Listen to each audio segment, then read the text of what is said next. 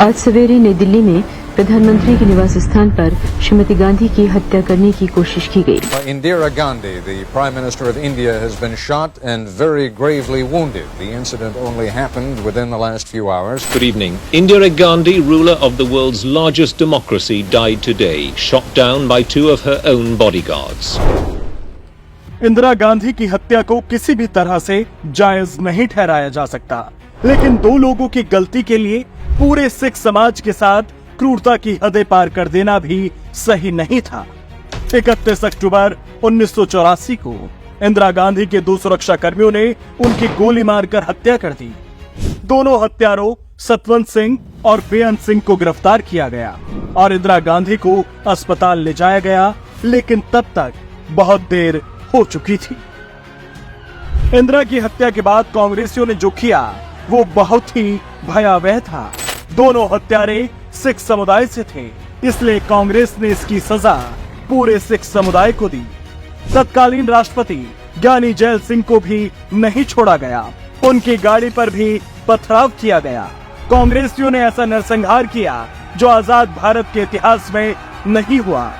31 अक्टूबर की शाम ढलते ढलते सिख समुदाय के लोगों के घर जलने शुरू हो गए थे। उधर आसमान में ढलते सूरज की लाल रोशनी थी और इधर धरती सिखों के खून से लाल थी। जो सिख जहां दिखा उसे वहां निशाना बनाया गया। कहीं बसों से उतार कर मारा जाने लगा तो कहीं बाइक सहित आग लगा दी गई। सिख समुदाय के लोगों को समझ ही नहीं आ रहा था कि आखिर वो किस गलती की सजा पा रहे थे।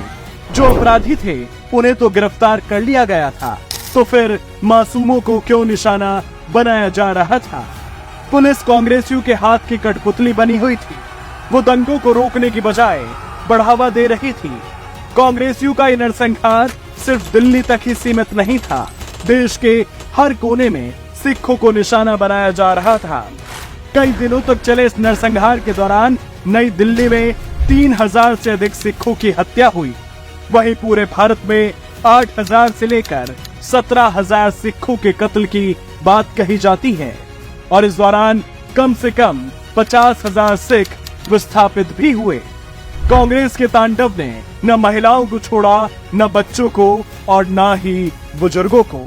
मंजा पा देता, रजाई पा दी, फिर सड़िया हुआ टायर पा के मेरे आदमी नू अद्धा सड़ गया मेरा आदमी अद्धा।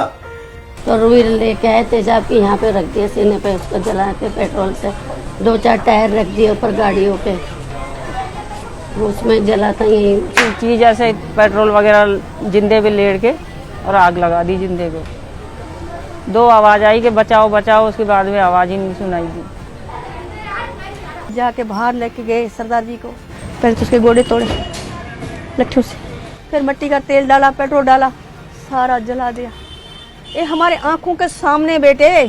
किन्नू लब्बन डे मैंने कहा सरदार जी ने तो इत्थे साड़िया ना वेख्या इन्हीं को मोम जैसे लगता पई सी उन्हां दी। फिर मैं उन्होंने इकट्ठी करके उत्थे फिर उत्थे लगाती उन्होंने फुल पल चुके। हिंदुस्तान पाकिस्तान वासी ताई नहीं जो दिलों में आती जिंदा नुसाना जिंदा मालना अच्छे के हिंदुस्तान वासी नहीं सी, हिंदुस्तान के रहने वाले सी। गांधी परिवार ने सिखों के साथ हुई बर्बरता पर अफसोस नहीं जताया, उनके दर्द को बांटने की कोशिश नहीं की, बल्कि उनके जख्मों को कुरेदने का काम किया। 19 नवंबर को राजीव गांधी ने अपने भाषण में सिखों के प्रति संवेदना प्रकट करने की बजाय कहा कि जब कोई बड़ा पेड़ गिरता है तो धरती हिलती है। तो क्या राजीव गांधी ये कहना चाह रहे थे कि इंदिरा की हत्या के बदले हजारों सिखों का कत्ल मामूली बात थी? इंदिरा जी की हत्या हुई थी तो हमारे देश में कुछ दंगे फसाद हुए, लेकिन जब भी कोई बड़ा पेड़ गिरता है तो धरती थोड़ी हिलती है। जब राजीव गांधी के ये विचार थे तो सिखों का नरसंहार करने वालों को गांधी परिवार की ओर से उपहार मिलना तय था। सिखों के कातिलों के उपहार की कहानी अभी बाकी है।